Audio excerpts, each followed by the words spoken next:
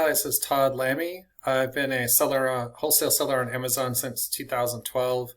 I'm an eight-figure seller, and today in this lesson, we're going to talk about contacting wholesalers primarily from an email perspective. In the first video, we talked about kind of from a phone perspective. And you don't want to be contacting through email. You want to be doing your 90% of your contacts through phone, but in some cases, they may direct you to like an email a salesperson or someone in the company when you make the initial phone contact, or there's some smaller companies that on the website, they won't have the phone number. So we'll just kind of walk through how to contact companies through email. So just like the phone, from the beginning, you want to be upfront where you're selling the product, but you do need to do research before you're going to reach out and contact them. So first part, research the products on Amazon before you contact them. Ideally, you're just going to focus on one category. So whatever category you pick, not one is better than the other. It doesn't matter if you pick automotive or pets or baby. Just pick one and stick to that in the beginning. You're going to then look through the listings for the brand to determine where you can make a difference. You want to check to see if the brand is selling the product. If so, if they're doing FBM only. If they're doing FBM only, there's a chance that you could come in and get the account to do FBA, because you could give them that 20% boost in sales. If the brand is doing it and there's other sellers on the listing, I would still reach out and contact them. The only time we usually don't contact the brand is if the brand is selling it by themselves and they're doing FBA, because at that point it's like, what value are you really going to be able to add? So if the brand's selling it FBM, we'll contact. If the brand is selling it FBA and there's other sellers, we will contact them. If it's just the brand selling FBA by themselves, we usually won't reach out in that case. We want to check if Amazon's on the listing. If so, if they're on more than 50% of the listings, we typically won't send the contact. If Amazon's on 70, 80, 90%, we'll disregard and just move on to the next. There's just too many brands out there to contact to waste time on. Try to compete for the buy box, where even if there's map pricing, Amazon's not going to follow the map, so you really don't have a lot of chance to compete. The difference would be on like clothing products, where Amazon might only be carrying a couple of sizes, so there's an opportunity to come in and make sales, or there's a lot of variation. So there might be 10 colors on a listing and Amazon's only carrying 7 of them. So that might be an opportunity. But if they're single standalone listings with no variations and Amazon's on the majority of them, we typically will stay away from that also. We'll typically look at the listing, see if everyone's selling at the same price. If so, the account likely has a MAP policy in place, so that's just something you can note in the email when you make the initial contact. One of the key things I've found from doing this for the last 13 years or so is like a lot of people, when you email them for some reason, and I think it's because so many drop shippers reach out, they think you're looking for drop shipping. So if you contact them and say, hey, we're looking for a wholesale account, their mind a lot of times goes to drop shipping. So you want to call that out, that you're not looking for drop shipping. You have everything sent to your warehouse, 3PL, wherever you're going to have it sent to. Companies just don't want to deal with drop shipping. There's a few that are set up for it, but 98% of them are not. So you want to have things clear as much as possible, because sending one email might be the only chance you ever get. A lot of times they're just going to discard the email. You're never going to hear back from them. You might be able to put something in the email that piques their interest, and maybe they'll reach back out, but you don't want to leave them any questions. So I try to jam as much stuff into the email as possible, because you don't want them going back and forth. And the more work they have to do to figure out who you are, what's going on, what are you looking for, the higher the chances they're going to say no. So the more things you can spell out and state your case for why you should get the account in the email. So I always make sure to put in the email, hey, we're not looking for drop shipping. We have everything sent to our warehouse. If you don't have a warehouse and you're using a 3PL, put the 3PL. Don't ask them to send everything direct to Amazon for you on your first order. That's bad. They're just going to delete that email. So we try to make it as easy as possible to get the account. Some of that stuff you might ask for down the line to see if it's an option. Sometimes they will bring that up if that's something you offer. Typically, if you go to a trade show and you're talking to the sales rep and you've been placing orders for a little while, you might see if that's something they offer. But again, that's going to be 2% of the companies that are going to do that and send product directly to Amazon for you. You're also running the risk of them labeling something wrong, putting something into the product wrong, and then you get a ding on your account. So you have to kind of understand like how well the company is going to send it in for you, depending on how many products you're ordering. If they're doing mixed shipments in a box, or if they're doing case pack shipments. So there's a lot of things that go into that, just deciding that even if you get to that point, if you want them to send products into Amazon directly for you. And then for email, bio, domain name, we've used namecheap.com. There's lots of other sources you could use. And you can always pop that through Gmail. The most important thing is you don't use a Gmail, Yahoo, Outlook email address. You want to look like you're a business and look professional. You don't want to look like you're a small rinky-dink person doing this as a hobby, that you're not really serious and you're not like a business owner. So you want to make yourself look like a business owner, look professional. So having a domain name with whatever your business is. So if you have Larry Shoes, your name will be Larry@LarryShoes.com, or sales@LarryShoes.com, or purchasing@LarryShoes.com, or whatever you want the front of the email to be.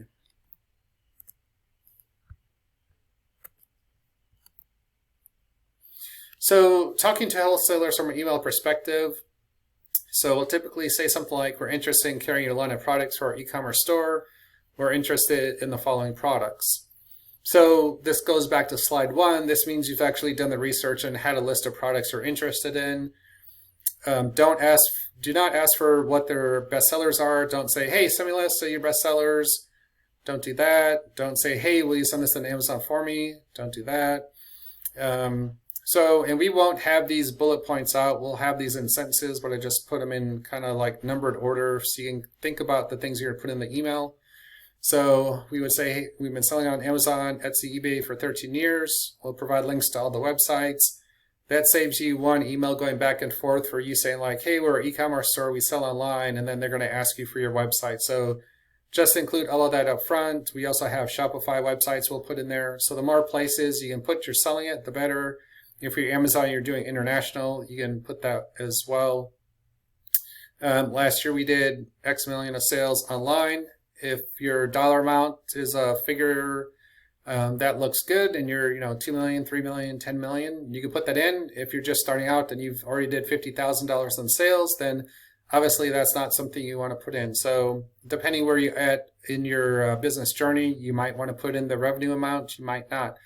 The revenue amount is going to help you get bigger accounts, because there are certain accounts that are going to have a minimum threshold. So there are a couple of accounts we had that had $250,000 minimum orders. So you get to a certain point, and if you're putting in a dollar amount, that's going to pave the way for you to get through to some of those accounts.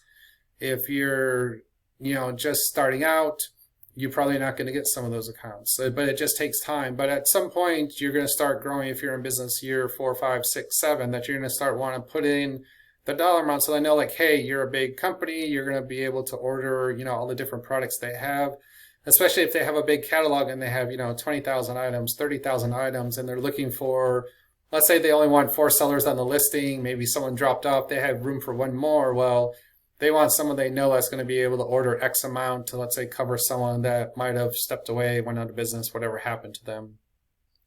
So having that in there helps. So the faster you ramp up, the better you have of putting that in as part of your email. We currently order from, and then we'll provide a list of companies in that category. This goes back to our slide 1, where it's talking about having companies in the same category.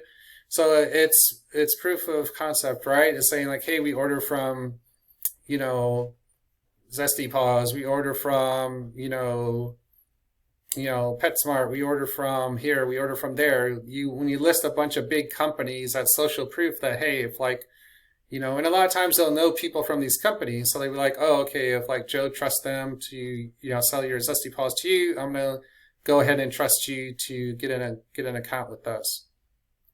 If you kind of figure out that they have map pricing in place, we'll put that in there. We currently have map pricing in place with 20 of our vendors. Even if you're not sure, I would just put that in there so you're familiar with map, you understand it, you have it in place with vendors. Provide your USPs, which is your unique selling proposition. We'll talk about that more in slide 3. And in this case, for email, you're going to want to include screenshots showing your points in detail. When it's phone, you can talk about it a little bit more, but when it's email, you're going to want to show screenshots, show you took the time to do the research and that you're backing up what you're saying. And then the drop shipping note we talked about from slide 1, you're going to want to add that into your email as well. And then you're going to end it saying like, hey, please include a catalog and price list so we can put together our first order. So I notice there's no mention of a UPC file. Vendors have gotten tired in the past from so many sellers asking for this and then never placing an order. So there is like vendor fatigue because so many people are blasting emails. I'm saying probably like everything is 20-80, the Pareto. There's probably 20% of people that are making calls. It's probably not even that high of a number. The majority of people are just blasting out emails all day long. So everyone's saying like, hey, send me a UPC file, send me your best seller. So if you're on the phone and you're talking through it and you're getting the account, you could ask for the UPC file. That's fine. I think doing it through email, you're trying to get them to say yes. You're not trying to like give them pause or think like, oh, is this someone we want to do business with? So I don't ask for like a UPC file if we're doing email because you can put together an order without using a UPC file pretty easily for like $1,000 just using a catalog and price list. So you can find like the top 20 sellers, looking through Amazon, looking through Keepa and figure those out. And then after you've placed an order and they see like, oh, okay, they're placing an order, they placed X amount, you can then talk to them on the second order like, hey, we're looking for more products, it helped. You have like a UPC file or something like that we could use. But so many people are just blasting that up front and never placing an order. And then companies have just gotten tired of handing them out. We've had companies say like, yeah, we don't give that out. We don't give that out till after the first order. No, so many people have asked for it. We just don't give it out. So it's a barrier to entry, but there's ways around that pretty easily to find the products. If they do send a price list in PDF format, the best website I found to convert PDF to Excel is ilovepdf.com. They have a bunch of different options on the website to convert Word to Excel, Excel to Word, PDF to Excel, so on and so forth. So it's pretty easy to extract that from a PDF, get it into Excel, and then you can do VLOOKUPs or use the data however you want to. All right, next slide. So USP statement, which is your unique selling proposition. This is what differentiates you from other sellers. Again, be truthful here. So we talked about, and not all of these are going to apply. Everyone's going to be in a different point of their business journey. So I listed out 10 things. This is not an inclusive list. There's other things that may apply specifically to you, like, hey, we've been on Shark Tank, or hey, we've done this, we've done that, there other sellers haven't done haven't had experience with. So you're going to be able to use that to stand out. So if you've been in business X number of years, you're going to show you're legitimate. The more years you have, we order from X number of vendors. So if you have 200 vendors you order with, put that in. That's social proof. That's like, hey, this is how many people we're ordering from, the number of accounts with MAP. Do you understand the importance of selling at MAP to keep brick and mortar? This is like a point we'll usually have on the phone. You can put that into email if you want to, because there's a chance you're never going to get to have a conversation with them on phone. They might just be making that decision through email. So if you think that from looking at the listings and doing the research ahead of time, that it's a MAP account, you can put that in. You carry products from the following companies in baby category or whatever category it's in. We're set up to sell internationally.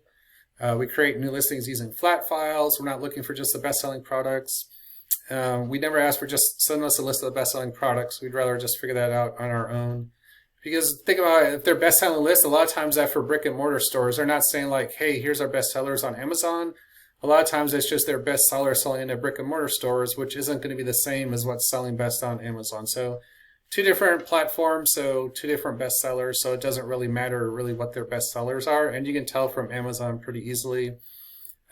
We run Amazon ad campaigns. We fix and update listings.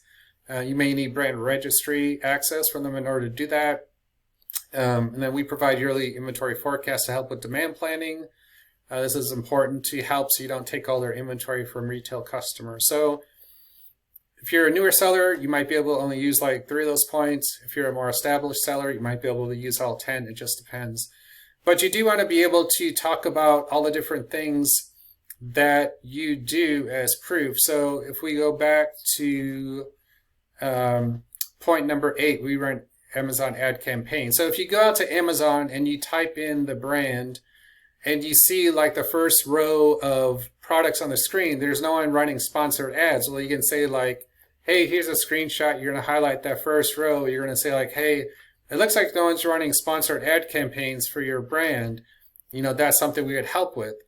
If you go out to the Amazon product pages and there's ads underneath the buy box and there's a different brand in there, well, then it looks like no one's running defensive Amazon ad campaigns. So you can send a screenshot like, hey, it looks like no one's running defensive Amazon ad campaigns. That's something we could help you with. If you go out to the listing and they only have one image, obviously like, hey, we could upload, images. You should have 7 images. You should have a video. It's like, hey, I'm not, if they say like, we don't know where to get videos from, it's like, okay, we have a list of social media people that we use for content creation. We could get images made, we could get videos made and have those uploaded for you. We fix and update listings. So if there's bullet points, if they're missing bullet points, if they have something in them that's incorrect for the information, if there's something wrong with their title. If you look at the questions on the Amazon listings and people are like, hey, I don't know what dimensions are. And then you look at the images and none of the images call out dimensions. There's no mention of the dimensions in the product, which a lot of people don't ever update because people are just jumping on listings and selling it, not really looking into what's going on with the listing. You can point all that out. That's screenshots and that takes a lot more time to send the email. So you want to make sure that the account is going to be worth your time. That's why we're doing the research ahead of time to figure out like, okay, if we go through all of these steps and the account says yes, is this something that if we spend a half hour setting up the email that it's then going to be worth our time if they say yes. So if they have like 5 products and one of them selling like 10 units every 6 months, then it's not going to be worth your time. So you kind of have to do your research ahead of time, figure out like roughly what the sales are going to be. If you get that account, what your opportunity is to make money, that kind of thing, before you invest a lot of time. And this kind of goes back to why we prefer doing phone calls rather than email, because it takes a lot more time to send the email. You have to really craft it in a way that's going to get them to say yes without ever talking to you. And it's hard to tell your story or for them to say like, yeah, we've been having problems with Amazon sellers because of A, B, and C.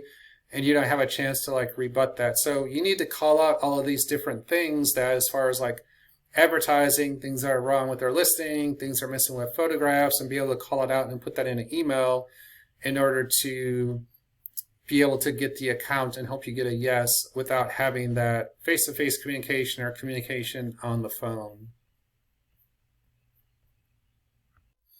All right, and so now that you're sending out all these emails, and so our goal is to make 30 contacts a day. So if you figure in a week, you're going to have about 150 contacts. In a month, you're going to have about 600 contacts. So now it's like, how am I going to keep all these organized? I'm doing all these contacts like Todd told me to do. And now it's like, what am I going to do? So we have a free tool you register for at app.venboss.com. Register. There's also a video walkthrough of the tool, and I'm going to show you a quick 5-minute demo. So there's no more Google Sheets. You don't have to use Trello boards. You don't have to use Google Drive folders or any other CRM tool. Everything's in one place with VenBoss.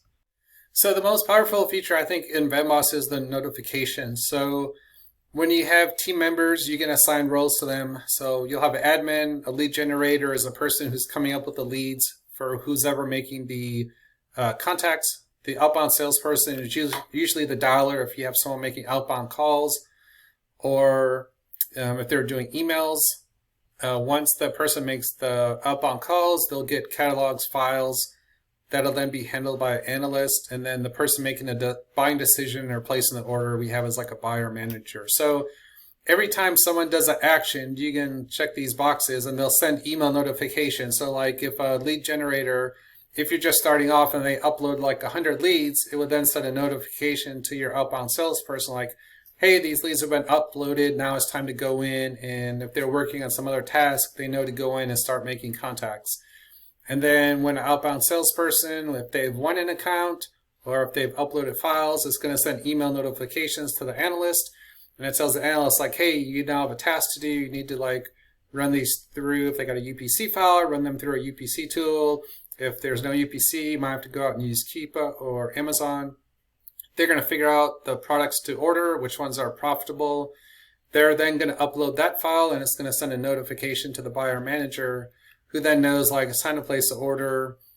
or we need to check what the analyst feedback was and then figure out if we're going to place an order. So we have the admin tab, and then we have the vendors tab. So this is what it'll look like. There's a couple different ways you can add a vendor. You could import an Excel file. So if you're doing a trade show and you have like 1,000 leads from a trade show, you could put them in an Excel file.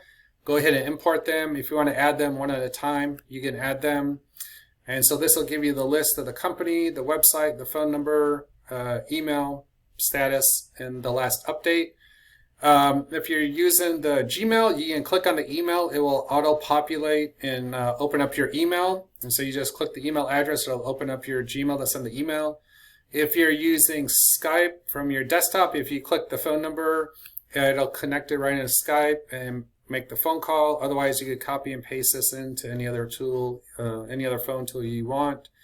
And then you could filter this. So like for the dialer, if you want to give them a call list, they could come in and just filter status. So won or lost, they're not worried about, and it's like new and then follow-up. So we're going to say like, hey, everything that's new or follow-up, we're going to work on that for the call list. They know when they come in, it's like, oh, okay, here's the accounts we're going to work on. So you click into the account, it'll have like their website, phone, email. There'll be the notes. So when the outbound salesperson makes contact, they'll enter the notes here. If they have a UPC file or map, they could check the boxes here. At the end, the manager buyer will mark the order placed. There's sections for the contact information, so anyone that the dialer is talking to. If you want to assign roles for the specific account, so if you have like 5 different analysts or you have like 5 different people making outbound calls, you get to assign certain accounts to certain dialers. So let's say you had one person whose specialty is kitchen, you get to assign all of the calls to them. So we have a general file section then where you can drag and drop files. You don't have to worry about putting stuff in Google Drive or going to multiple sources. So the outbound salesperson, when they get all the files, will put them here. If they get a UPC file, they put them here because that'll send a notification to the analyst. And then when the analyst is done running their files and they're ready to make a buying decision, they upload the files here, and that'll send the notification to the buyer/manager. So it makes it easy to have files in 3 different places, so you don't have to, some of these accounts will get 10 different files from. You don't have to worry about trying to pick out which one is the UPC file. We have its own section. Once the analyst is done, the final file is going here. And so putting the files in the different sections, that triggers the different notifications that are going to send out. So your virtual assistants or team members never have to come out here and check like, oh, do I need to do something? Like, is there a file here? What's going on? Like, you're going to be getting those notifications. So, if you're sending out 600 contacts in a month, you need a way to now be organized and not get overwhelmed. Especially if you have a full-time job and you're doing this on the side at night and you have a team, it really helps to stay organized and on top of things. Otherwise, you're just going to get overwhelmed and not make any progress. So that's the video for how to make contacts for email and then kind of how to manage it. And so next step is now to go out and make those contacts.